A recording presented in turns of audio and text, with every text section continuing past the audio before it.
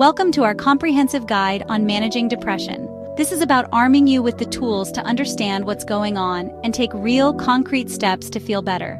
We're going to explore the subtle signs of depression and effective strategies to help you or your loved ones navigate through this challenging condition.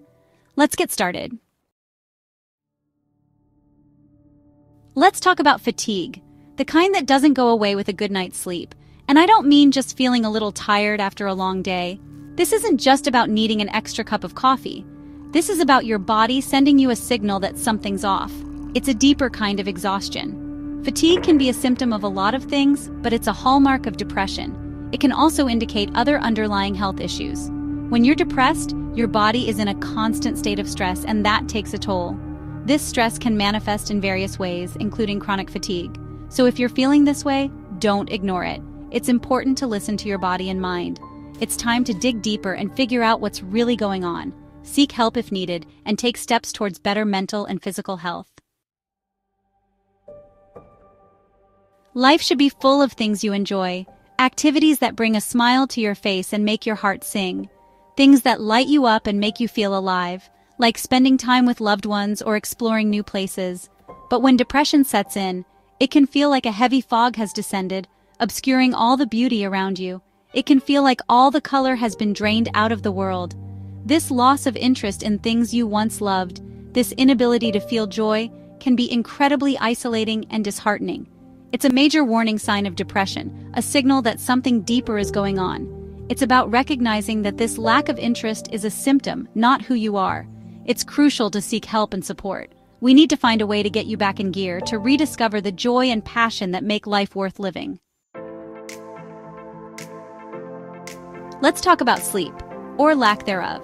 When you're struggling with depression, sleep can become your best friend or your worst enemy. Whether you're staring at the ceiling at 3 a.m. or sleeping your life away, these changes in your sleep patterns are red flags. They're telling you that something's out of balance. It's time to pay attention. Food can be a tricky thing. When depression enters the picture, your relationship with food can become downright dysfunctional. For some people, depression steals their appetite. On the other hand, some people find themselves turning to food for comfort. Whether you're experiencing a loss of appetite or an increase in cravings, these changes in your eating habits are telling you something. It's time to take action. Have you ever felt like your brain is stuck in slow motion, like you're trying to think through a thick fog? That's the joy of difficulty concentrating, a common symptom of depression. This lack of focus can be incredibly frustrating and can make it difficult to function in your daily life. You might fall behind at work, struggle to keep up with responsibilities, or feel like you're constantly letting people down. We all have our moments where we get a little irritable, but when you're struggling with depression, that irritability can become a constant companion. This increased irritability is partly due to the chemical imbalances in the brain that come with depression.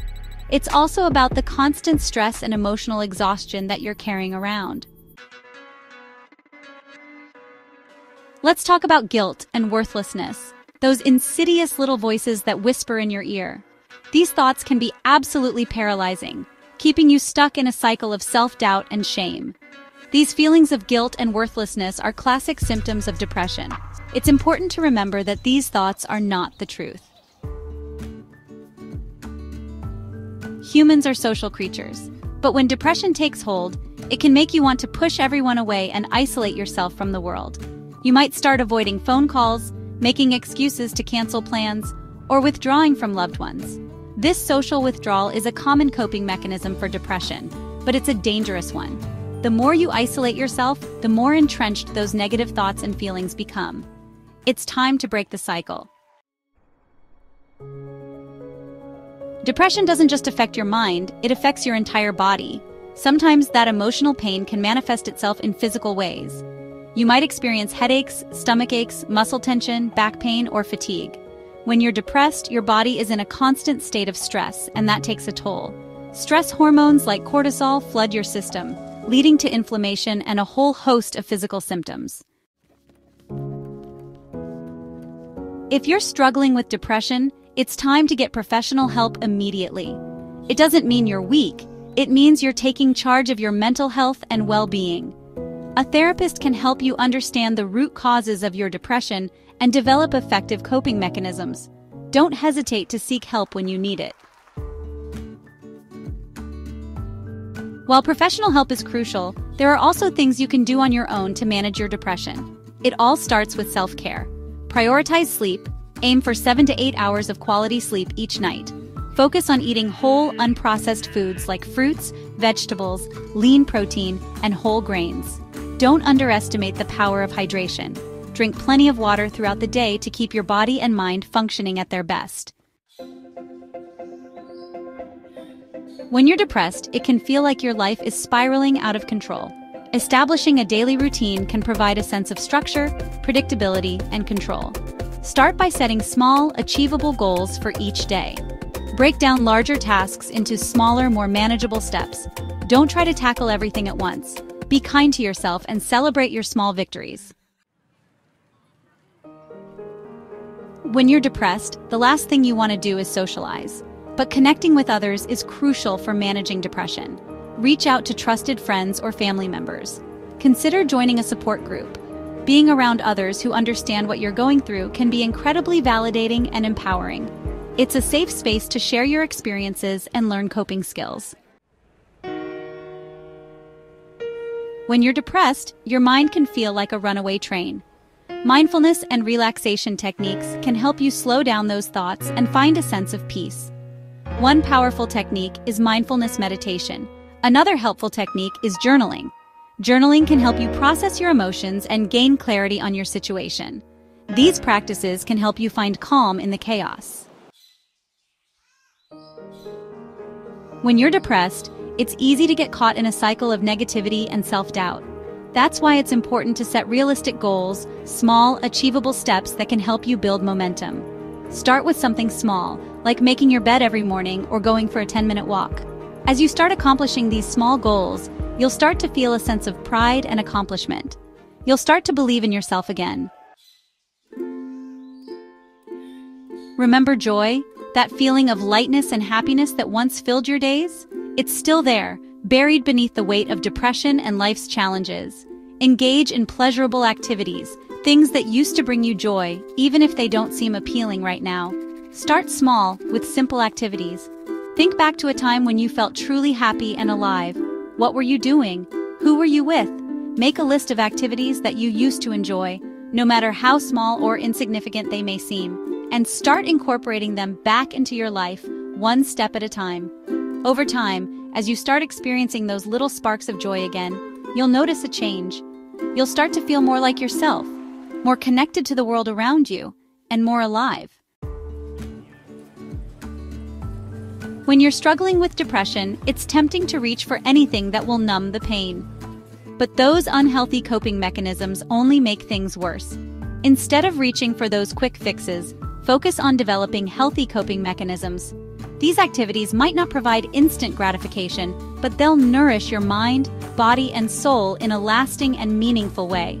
It's time to break free from destructive habits. Recovering from depression is a journey, not a destination. There will be good days and bad days, steps forward and steps back. The most important thing is to be kind to yourself throughout the process. Celebrate your small victories, acknowledge your efforts, and remind yourself that you're worthy of love, happiness, and healing. Embrace self-compassion on the road to recovery. Our thoughts have incredible power. When you're struggling with depression, those thoughts can be your worst enemy. Negative thinking patterns can keep you trapped in a cycle of negativity and despair. The good news is that you can learn to challenge and reframe those negative thoughts. Start by becoming aware of your thoughts and questioning them. Are they really true? What's a more balanced or realistic way of looking at the situation? Depression is a serious mental health condition, and it's important to take it seriously. If you're experiencing thoughts of suicide or self-harm, please reach out for help immediately. Call 911, go to the nearest emergency room, or contact a crisis hotline. There's no shame in asking for help. Remember, you're not alone in this. There are people who care about you and want to help. Managing depression is a journey, and it's okay to seek help along the way. It takes courage to acknowledge your struggles and even more strength to reach out for support. You've already taken the first step by educating yourself, and that's commendable. Now it's time to put what you've learned into action. Take it one day at a time, one step at a time. Thank you for watching, and take care. Be well.